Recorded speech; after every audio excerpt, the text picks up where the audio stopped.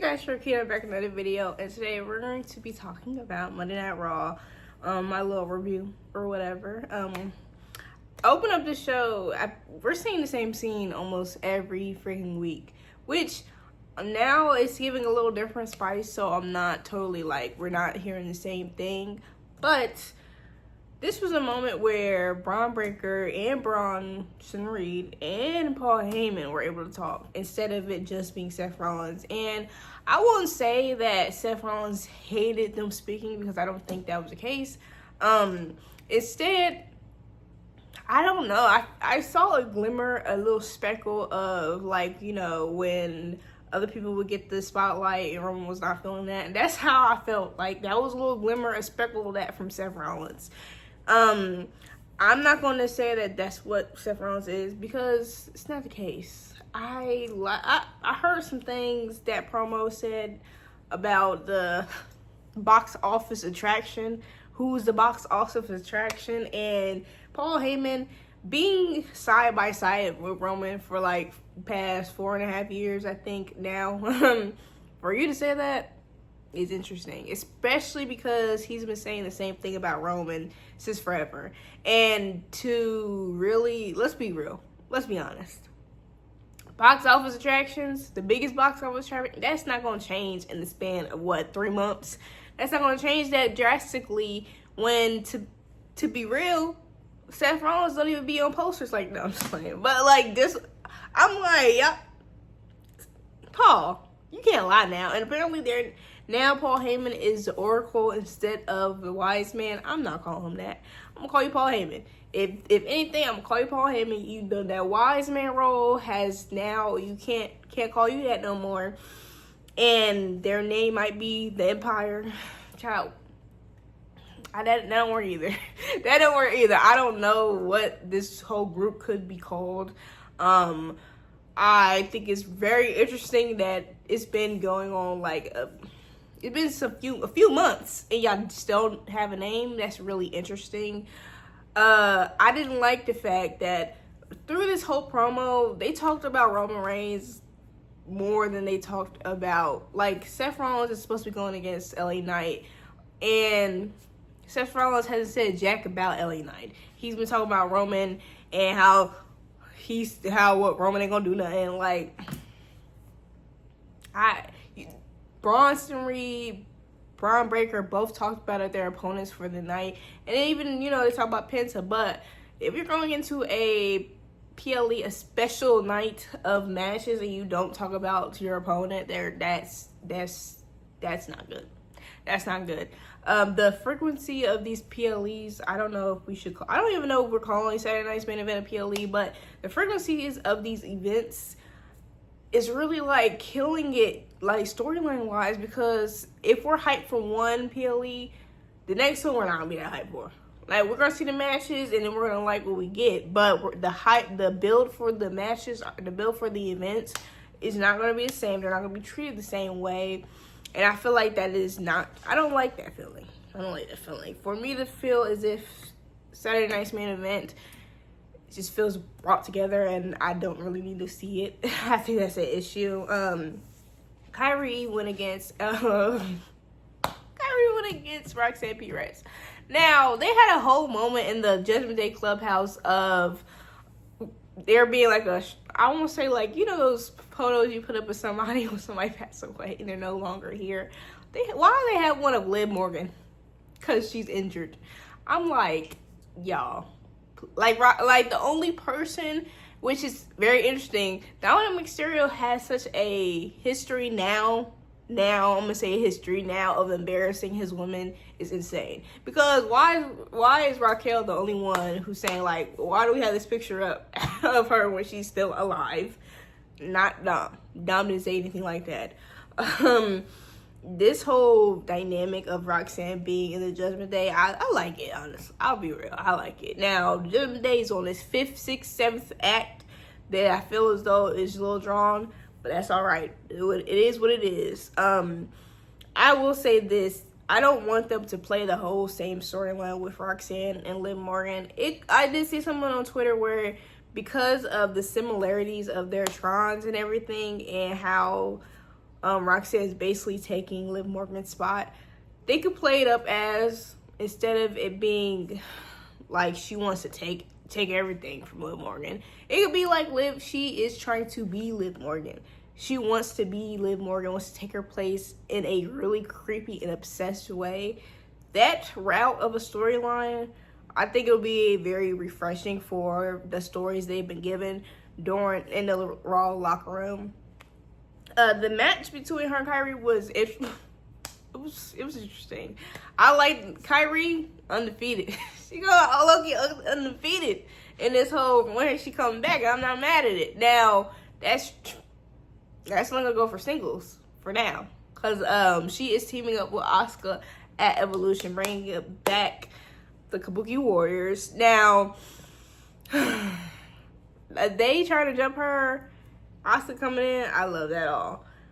What is interesting, what I've seen, and I did not think of that about it at first because I was just too hype of them coming back together. Because they're probably going to lose, most likely going to lose. Asuka turns on Kyrie, and then that brings Io out, and then that makes the match. I think I like that a tad more than I think I might like that a tad more than Asuka winning the Queen of Ring, because them go to SummerSlam, but I really don't know who's going to win at Evolution between Rhea and Io, which, talking about that one right there, I'm disappointed at the build-up Evolution. I understand because it's not a big PLE, you're not going to have those booking, you're not going to have that storyline built up. Like, on a business standpoint, that's not going to be the priority. But because of how important this PLE is and history making this a PLE is, for you not to at least, like, give the women creative to, like, go out and say what you want to say, do all that stuff, do the online type of promos, stuff like that, or encourage that, or even give them a little leeway of room when it comes to the build. That is very disappointing. Because our like possible main event between Rhea Ripley and Io Sky, instead of actually having a moment, instead of actually having a real promo live, we had a video. And we had a video, but we over here are watching El Grande Americano, aka Louis Kaiser, go against somebody where he shouldn't. What are we doing here? Like, Dragon Lee over here, I just don't like it. I don't like that. It's very disrespectful how they've been doing this whole thing.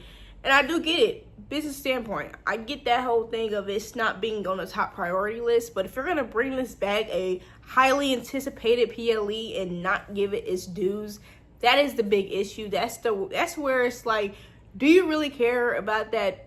About the women's locker room that you say is the best in the world? And if this is the best in the world, why not treat them as they are the best in the world? Why treat them as if they're like the sideshow when they're not? They're not. The women can really hold their own on a PLE, hold their own, and they're going to show that at Evolution. It's just a shame that they don't get their dues. You know, that's my own standpoint. You know, you're not going to hear any more. You might not hear any more rants about it, but that's just how I'm feeling. Now, Nikki Bella, she had a video, which was pretty cool because we haven't seen her in a while because of the plans that got derailed because of Liv Morgan's injury. And that's why I need to stop. It's like, have yourself. No, I'm not going to say that. That was a unfortunate event, but like the fact that Evolution got so like derailed, the stories of it being derailed literally because of Morgan injured. Why are we building stuff on one person again? Like, why would we continue to do that? It's proven time in and time out that it doesn't work like that. It shouldn't work like that. Nikki's going to be in that battle royale, which is going to be more of her wrestling, and her and Stephanie Vaquera have expressed their motive to win. They've expressed that they want to go to Clash in Paris. And I'm not going to say that I have a definite, I need them to win.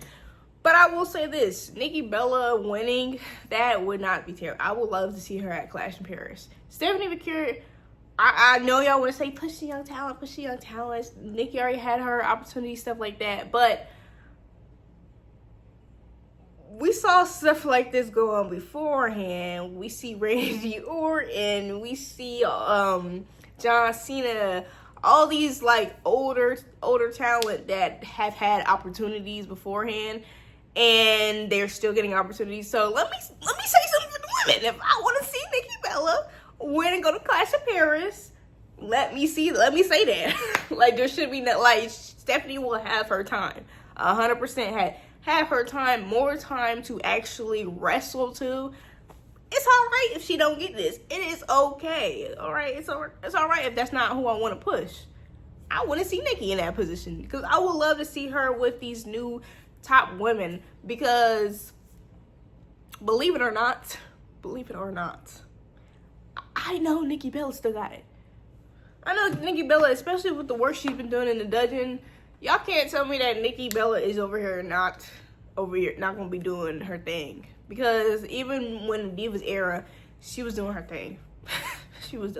So seeing her against Io, with Io saying that you paved the way, be a good match. Seeing her against Rhea Ripley, which honestly, they both they're not the same page or the same side or the same coin, but to me they both resemble the same thing. Rhea Ripley more so on like powerhouse, but Nikki also played a powerhouse role, which was not seen for real in the Divas era for women that weren't especially muscular or bigger in size.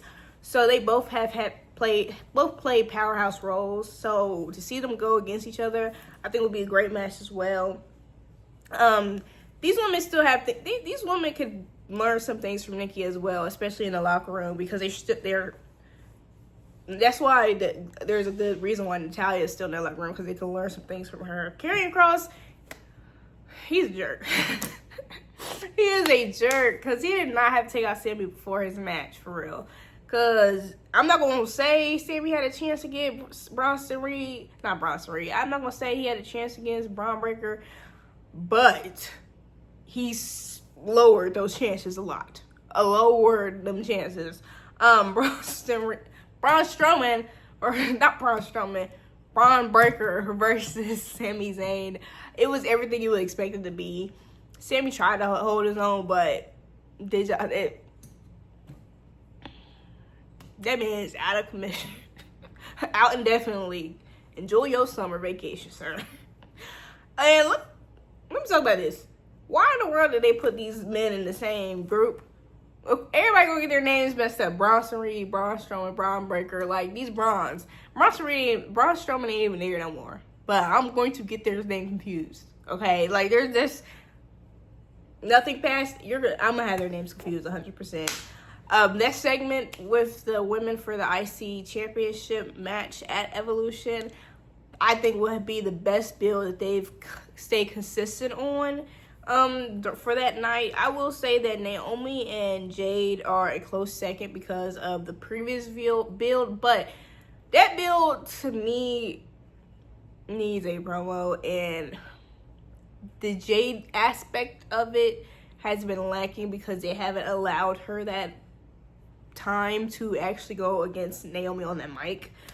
But that segment was really good because I don't think Bayley is anything like Becky Lynch, but because of their connection with the Four Horsewomen, they're going to show some similarities, and they're going to try to fight to get what they need to get, what they want, and what they think that they're deserving of. And Becky has done a good point in his role, and I love how Bayley and Becky are not afraid to sell for Lyra. They're not afraid to push talent up, because that's what they're doing with Lyra. She's getting so much better every freaking week going against these women and working with these women. So I know that match is going to be amazing. That triple threat match is going to look like it's going to fun to watch. I know it's going to be fun to watch. I might be I don't know if I'm going to be disappointed. I hope I'm not disappointed. And truth be told, I think Bayley should win that title. Bayley should win that title. She doesn't have to keep it for long, but due to the fact that she was taken out at WrestleMania and Bayley will be a good IC champion, she need to get that title. She just does. There's no ifs, ands, or buts. She needs to get that title. The main event of the night was Seth Rollins versus Penta, which you see that I'm like, what the freak? What the heck? Who would have thought we would see something like this? And for all those AEW fans who were saying Penta would be in the back, baby, he not in the back. He is not in the back. That man has been doing his thing, has had made such a connection with the crowd and everything. You was just mad. You was just mad. How y'all gonna talk badly about somebody y'all supposed to like? Talking about you gonna be in the back. Fast forward, not in the back. That's the coolest freaking thing ever. That y'all basically are eating your words. But Seth Rollins and Penta, it's a reminder of like why wrestlers need to wrestle. Why your top dogs need to wrestle, because they bring back that spark, and I enjoyed that match so well. What I did enjoy even more was the fact that LA Knight actually made an appearance. LA Knight made an appearance, and Seth Rollins had this face him. Another match was Bronson Reed versus Jey Uso, which Jey Uso is still 3-0 against Bronson. The problem is, homeboy might be going to break too. He got tsunami 2 times though. 2 times. He might be back, because y'all know Jey Uso, that man got the endurance. He has endurance. That man I don't know how he does it. He can get hit by the craziest moves. Get back up. That man is built different. He's built different. So who knows if he gonna go on break. But what I will say is, I wouldn't let that slide. If that was my cousin, I'm not letting that slide. But some people, they're not built like me. Some people not built like me. So I get it. This is just another week of Seth Rollins' group actually doing the things they said they were going to do. It's not looking good, though. It's not looking good for our heroes, guys. It's going downhill. But you guys let me know how you guys felt about Raw. Let me know how you guys are feeling about the upcoming PLEs this weekend. I'll see you guys next time. Bye.